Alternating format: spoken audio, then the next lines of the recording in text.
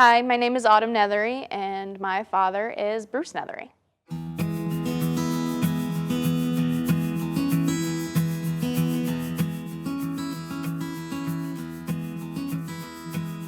I don't know if this is one word, but trailblazer.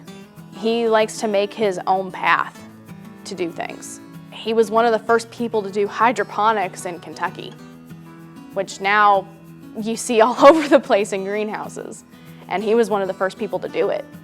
That's just one of the ways that he's a trailblazer. Well, I'm Hunter Nethery, and my father is Bruce Nethery.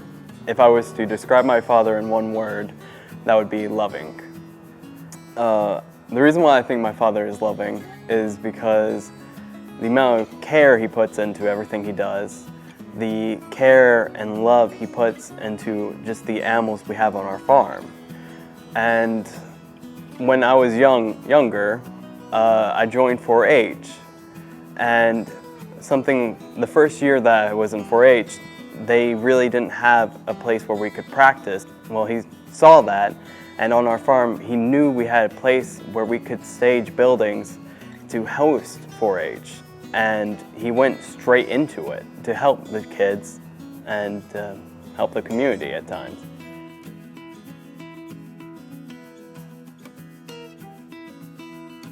It's going to sound a little weird, but when I was a kid, I remember I was really, really little.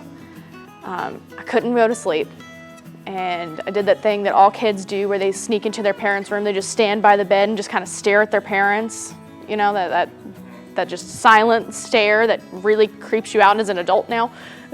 But I was doing that, and he woke up, I told him, like, I can't fall asleep.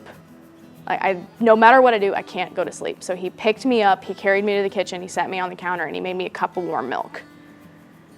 And it was that's one of the things I just remember growing up about how loving and caring he really is.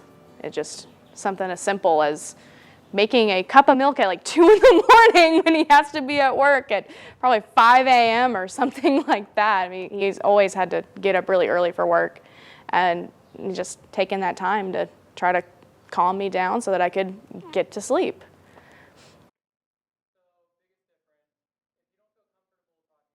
Pineapples. Does he hate pineapples? No, he doesn't. Or it would be watermelons. He absolutely adores watermelons. I think they're a little watery. Myself, it's watermelon, but they're watery, and I don't care for it. I don't know. Why is that amazing? What?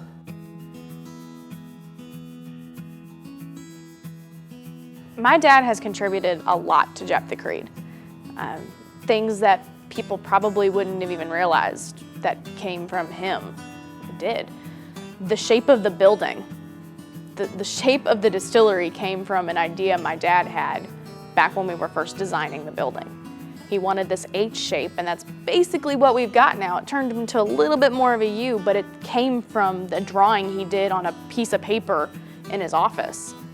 The bottle design of the bourbon, that came from a drawing he did 6 years ago of the Tree of Life on a stock bottle that we, at that time, had thought we were going to use for the bourbon. We ended up doing a custom bottle, and while our bottle looks a little bit different than his original design, that's what we used as the basis. That was the start for designing our bourbon bottle. And products. Some of our products came from him. Our coffee-flavored vodka was an idea that he had. Our cinnamon moonshine was an idea he had. He formulated those recipes, which I don't think a whole lot of people know.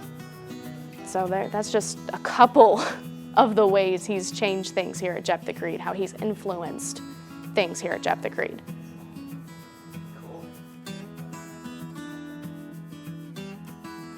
Well, the Nethery family, we've been in the Kentucky, Virginia area since, I want to say, 1700s, 1745s. James Nethery was an indentured servant and came to the United States.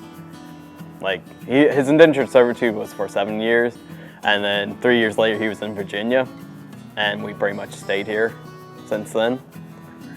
Great-great-grandfather, he purchased the land that my father was born on in the 1930s.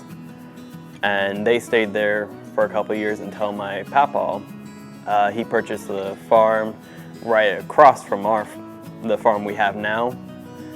I think that was he purchased that in the 60s.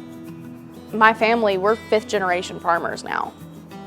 And we've been on the land we're at for a long time. I mean, my dad grew up there.